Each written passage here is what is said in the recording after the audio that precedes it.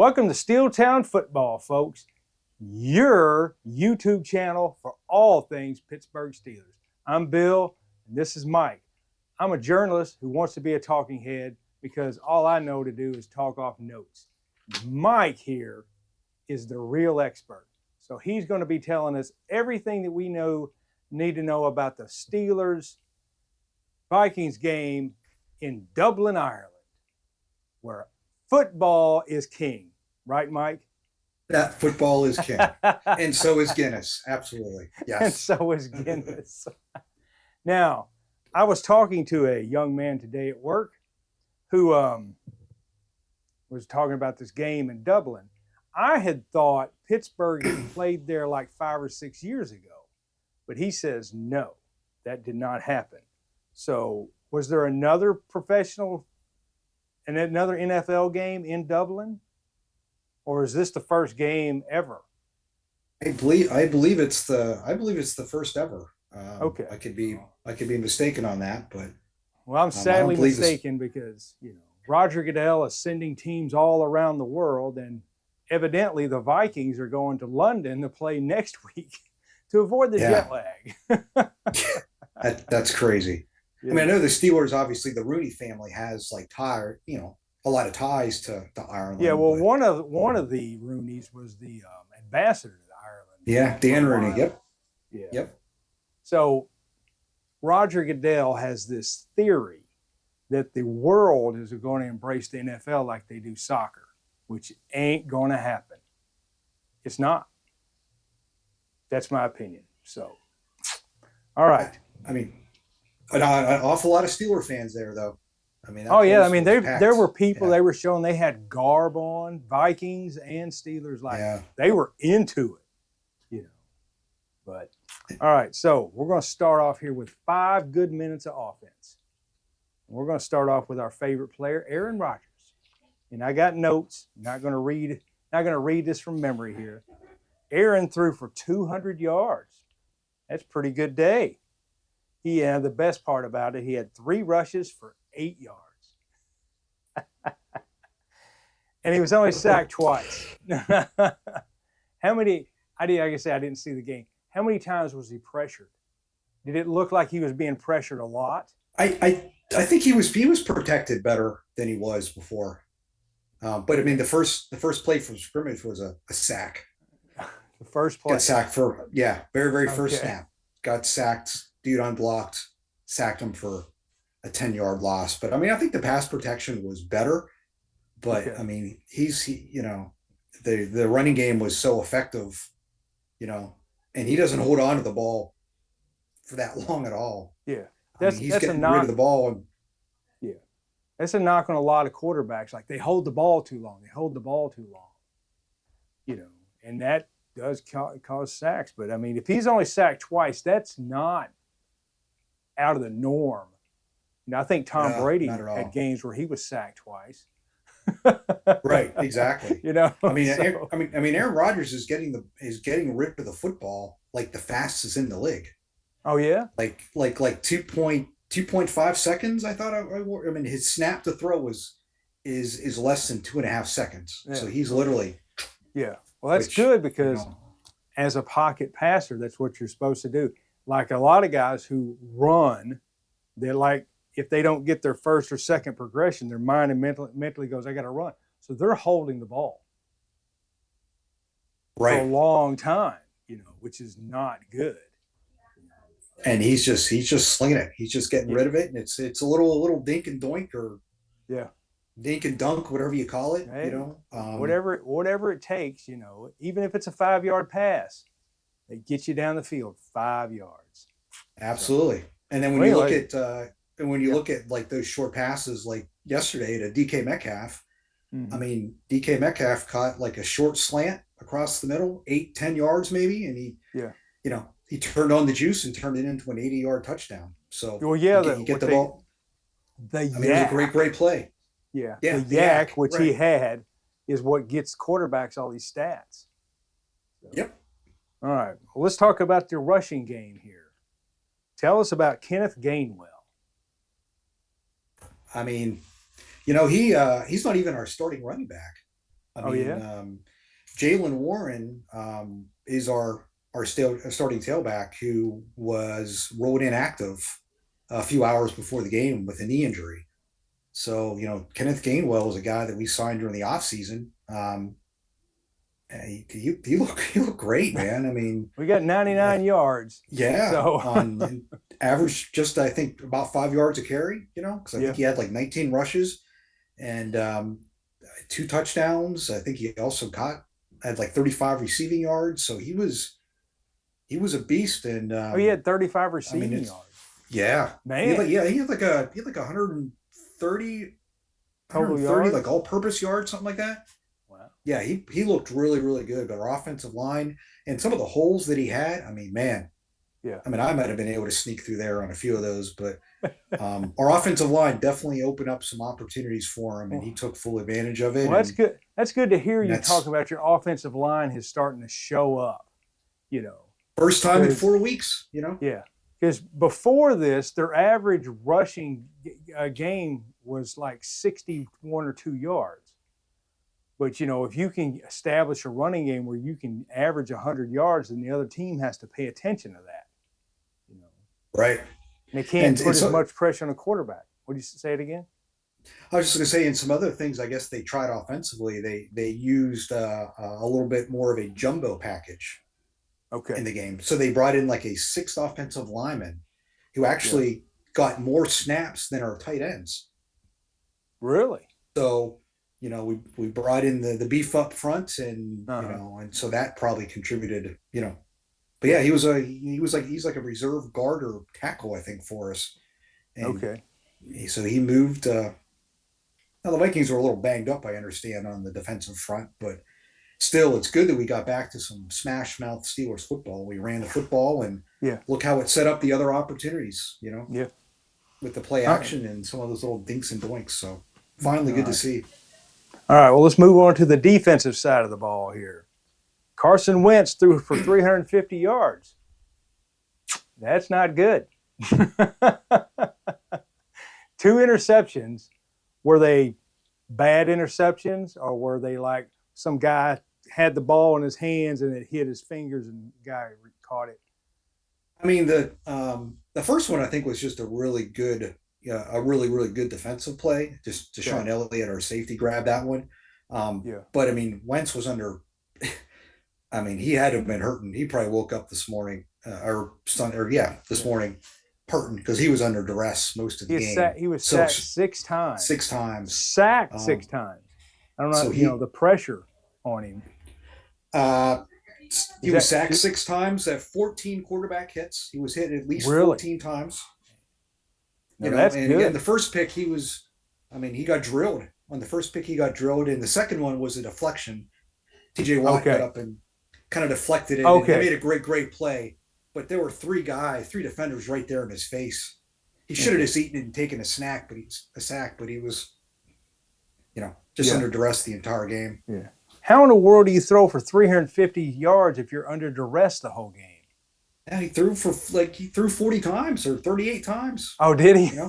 Yeah, That's all they did. They had no running game whatsoever. They had no running game at all. Yeah, because and what's they had 70 yards rushing. Yep. That's something, but it's not we're going to run the ball and we're coming running it. Right. So, that's what the Pittsburgh Steelers have been doing lately.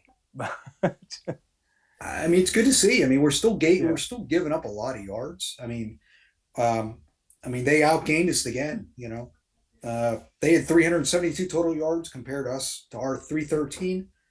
So right now we're the only team with a winning record that has been outgained in all 4 games. Wow.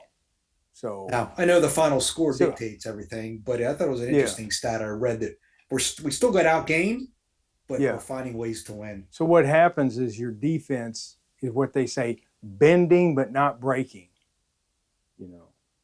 But eventually, if your defense is on the field all this time, they will eventually get tired.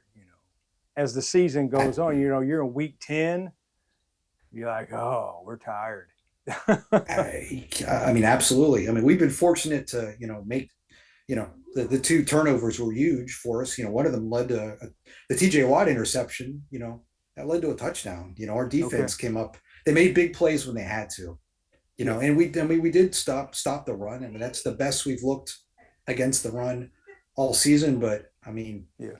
we're still giving up big plays. I mean, near the end of the game, we gave up like an 81-yard completion from Wentz to Jordan Addison.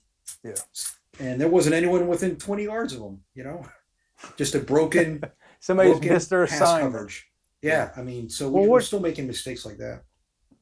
What is the Vikings record before the game? Were they 2-1, 1-2? I'm pretty sure they were 2-1 as well. Okay. So they had a winning record. So yes. Oh yeah. All right. Yep. Well, the Steelers are now 3-1. Woohoo! Yeah, we'll take it. We'll take it. A win is a win, and with the way Baltimore looks right now, I mean, Baltimore's really struggling. They're beat up. I watched the Kansas City Baltimore game. Baltimore just gave up. In the second half of that game, they gave up. I'm telling you, that's it. So does that mean that Pittsburgh's going to beat them twice? I don't know. No, I wouldn't say that. No, not at all. They'll find their rhythm, but they got guys. I mean, their defense is really beat up, and we lost. We were without a couple of starters yesterday too on defense, and we lost. It looks like I was reading that we have a defender and a wide receiver that's going to miss multiple games now with injuries yesterday. So we didn't. We may have gotten out of Dublin with the win, but we certainly weren't unscathed. So we're going to be short a few starters. That's the attrition that's the attrition that is the NFL. Right. Next man up, right? Next man up. All right. So let's move on to the favorite subject of the weekend, Sunday, is the coaching. Now, like I say, didn't watch the game, but I did see Aaron Rodgers had a couple of comments about the coaching. Can you believe that he would criticize his coaching staff? Just can't believe it. Just can't believe it. And not only that, but he was also, I don't know if you heard this, Billy, but he was also criticizing the itinerary, the team itinerary. Like he didn't have the right color travel M&Ms in his locker. Well, he thought the team should have been there earlier than they were. He should have. He seemed to think that they should have been there Monday or Tuesday, early in the week, so they could do some team bonding and do some sightseeing. That is actually he didn't like the fact. That is actually he didn't like the fact that they got there Friday. The team arrived Friday. It was from what I understand. That is so not there an was some actual post-game bad thing. Comments about that. Yeah, I can see his point. I figured they would get there on Wednesday. Is what I would think. Friday. I mean, you're flying through at least 3 time zones, maybe 4. Right. 4 time zones. Yeah, because Greenwich Mean Time. Anyway, you're 4 time zones from Eastern Standard Time. So, I would think he would have got there Wednesday. But okay, I'll agree with Aaron on this point. They should have got. I don't care. I thought it was interesting that he brought it up. Yeah. That's all. All right. Next, there's a goal line stand here. What can you tell us about that and the coaching decision? Mr. I'm going for 2 every time. I mean, Mike Tomlin, oh man, it's like he says we can't live in our own fears, but we had a great drive. We were up by 10 points at the time. Beginning of the 4th quarter, I believe. And it's 4th and goal from the 3, like 3.5. And it looks like Tomlin's about to make the call to kick it. And it appears that Aaron Rodgers pleaded with them to keep the offense in, and they went for it on 4th and goal from the 3, and they got stuffed at the 1. That's a long way. It's a long. I mean, and not only that, but it's not. But the play call, it was ridiculous. I mean, they ran like off tackle. It's not like they did some kind of cool attempt at a play action fake and they tried to throw it. I mean, a little razzle dazzle, something razzle dazzle. But they literally ran off left tackle and it was Gainwell who had a great game, but I mean he was stopped at the one. I mean I don't know why we didn't take the field goal there. The field goal would have given us a 13-point lead, 2 touchdowns. Yeah. And in the way things all played out, I mean, we were really, really lucky that they didn't tie the game. I mean, it was a decision that really could have come back and really, really hurt us because Minnesota scored on that possession and they took the ball 99 yards for a touchdown, and that made it a 3-point game. I thought it was not a very smart call. I watch this. Not that I'm a coach, ever been a coach. I have no skin in the game, but they do seem to outthink themselves sometimes. You know, like the Georgia-Alabama game. Kirby Smart, the Georgia coach, could have kicked a field goal and tied the game. It's the same thing. He's like, I can go for this, and we can get a lead on them.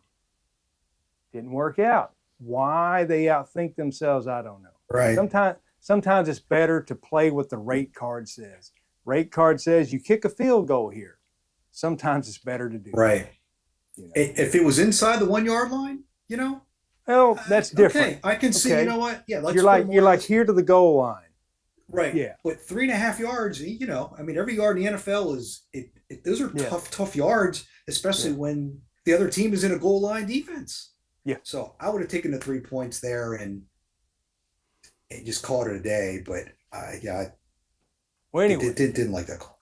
It didn't turn out bad for them. So the next is a punt with 1 minute left.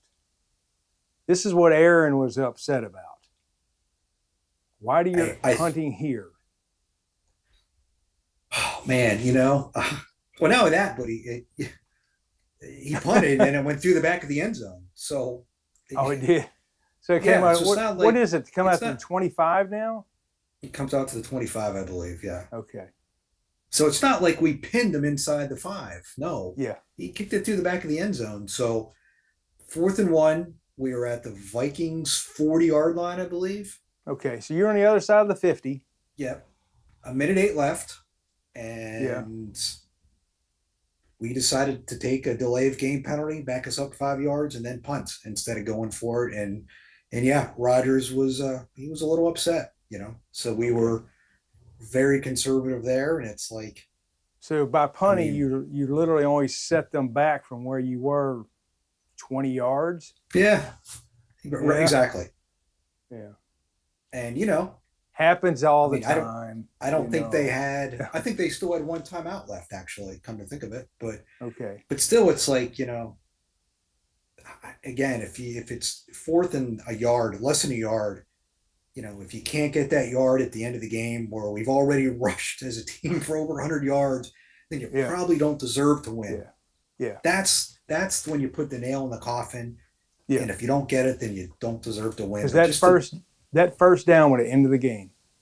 Yes, it would. You know, and plus you're in the middle of the field, so their defense is a lot different than it is on the goal line. Right. And if I'm not mistaken, their kicker, can't remember his name, missed the kick earlier. He missed the field goal earlier. Okay. So it's not like we were on our territory. We were on their 40-yard line. I mean, let's play to win. Don't play not to lose. And I just don't get that. You know, that was.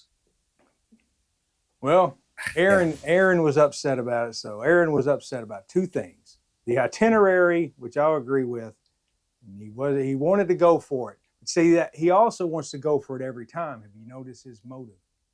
Every time we got to go for it. We're going to go. Yep. So.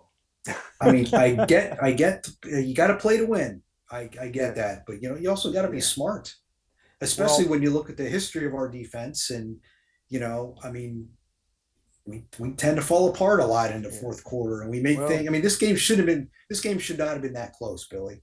It shouldn't have been that close at all. Kicking a field goal when you're ahead is not a bad thing. Kicking a field goal to tie a game is not bad. And if you got a yard or less to end the game, you should go for it. Right. If you're on the other side of the 50. If you're on your own 10-yard line, don't do it. Right. Exactly. I mean, it's you got to play to win, not Yeah. play not to lose. But it all worked out. It was a great defensive stand there at the end, and but still, it really it shouldn't have come down to that. The game was a lot closer than it should have been. Okay. But we found a way to win, and a win is a win, and we will take it heading We'll into our end it- bye week. We'll end this show with a win's a win. You say that the next week you have a bye week, Yeah, So we got to you- bye. so everybody get to then, recover from their jet lag. Right. Roger Goodell doesn't have them plan to play on Thursday night. Exactly. Yeah. Surprisingly, right? Surprisingly.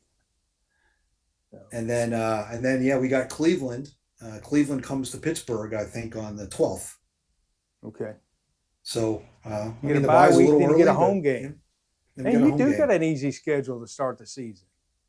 Man, I mean, You would other think than so. other than playing in foreign countries, but playing the Vikings is not an easy game. I would not have considered that an easy scheduled game. I think they have the league's, one of the league's top receivers in Justin Jefferson. Yeah. And Carson Wentz. I mean, Hey, he threw for 350 yards. Yeah. I mean, What a deal. He was on his back the entire game. Yeah. I mean, we just absolutely tortured him, Yeah. but it's a good win. It's a good win. We'll take it. So we'll see what happens from here. All right, folks. That's all we got for Steeltown football. We're gonna have a show next week just to reminisce of how great the Steelers have been throughout the years. Right. Sounds great, Billy. Yeah. So I'm in. remember to like and subscribe because we need all the help we can get. So long, everybody. So long. Good night. Go Steelers. Go Steelers. Here we go. Boy, you're all that. Yeah, my father-in-law used to work in the steel mills. And, Oh, yeah? So he painted this, and I bet that was Everything. I bet that was very common for yes, people yes, to it wear was. Yeah. those. So now that my wife's dad did this, I mean, it's pretty awesome Oh, to kind yeah? of have it in, one of our upstairs, TV Yeah. rooms. So it's kind of cool. Yeah, he was a pipe fitter. I mean, in the steel mills in Pennsylvania, and yeah, so pretty cool.